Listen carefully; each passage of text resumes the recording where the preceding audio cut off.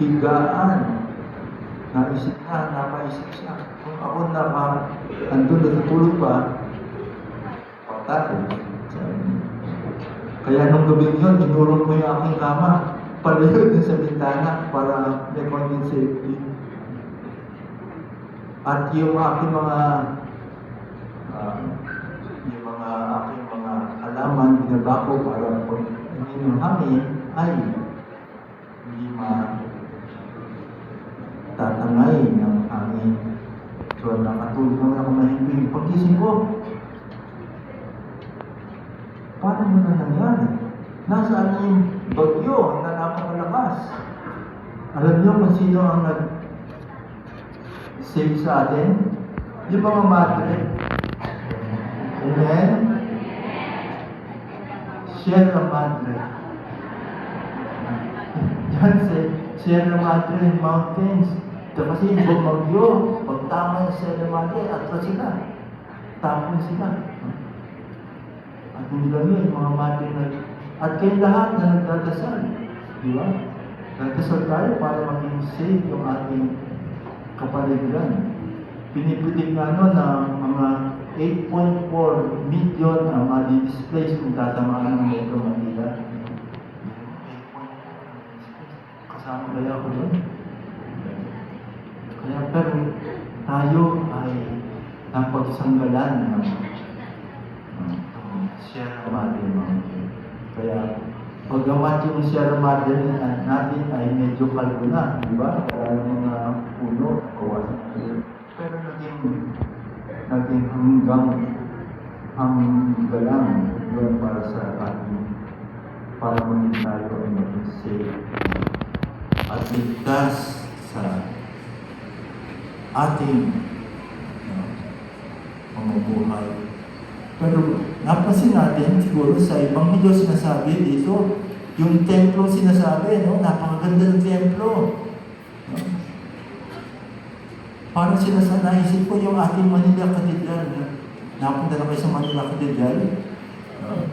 Ganda ng Manila Cathedral. Pinaayos pa, mas maganda. May retrofit pa para ligtas sa earthquake. Alam niyo ilang beses na yung pumaksak? No? 7 beses na dahil sa gera at sa earthquake, ito ay na bumagsak, nasira. Pero patuloy na nililibig. Patuloy na inaayos yung Manila Cathedral. Ito nga, inaayos lang kamakailan para maging ligtas sa inaayos ang pundasyon para maging ligtas sa earthquake. Yung templo ang sinasabi, templo na yung ating simbahan. Pero meron pang masigit dyan. Sinasabi din yung templo ng ating katawan. No? Puso. Tignan nyo nga yung nasa kanan nyo. Nasa kaliwa.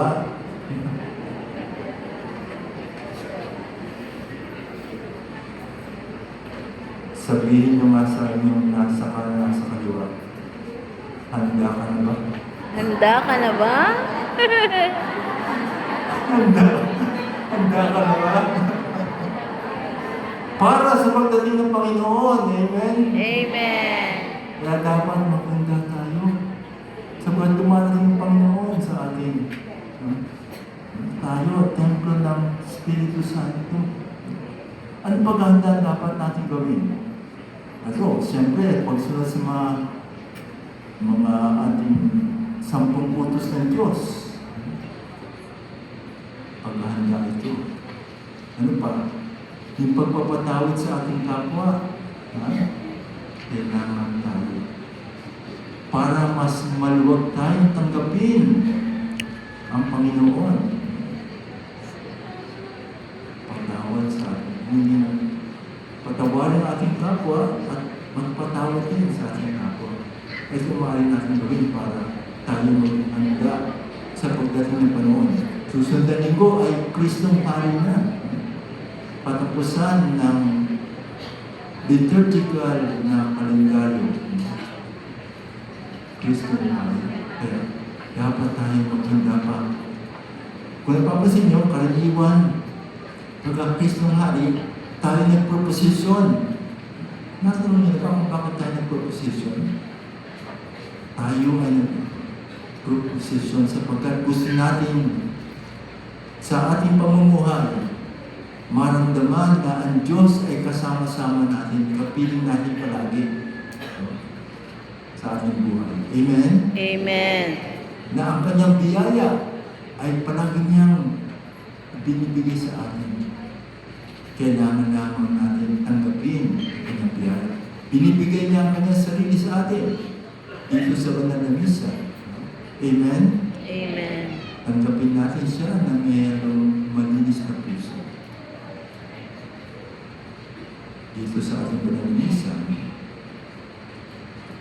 papanalangin natin na nawa yung ating mga sa buhay, yung ating sarili.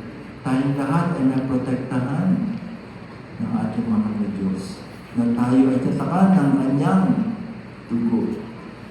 Na pinagdiwang natin dito sa Panalisa.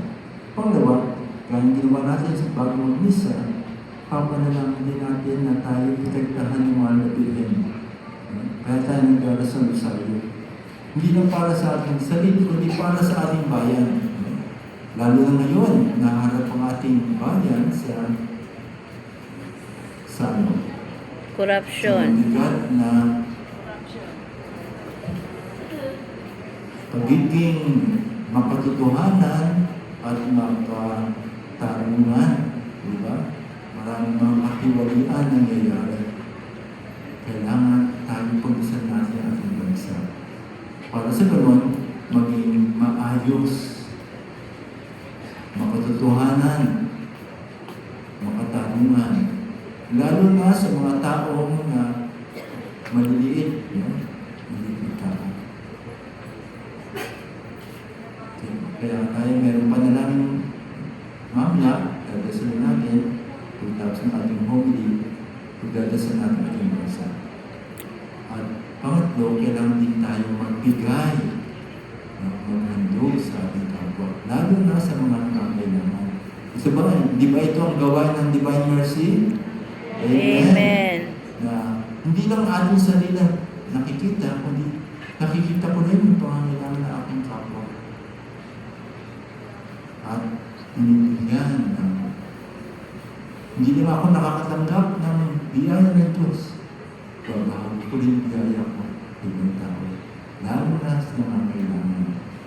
Kaya nga aking mga kapatid, tatayo tayo ngayon, dadasalin ng ating panalangin para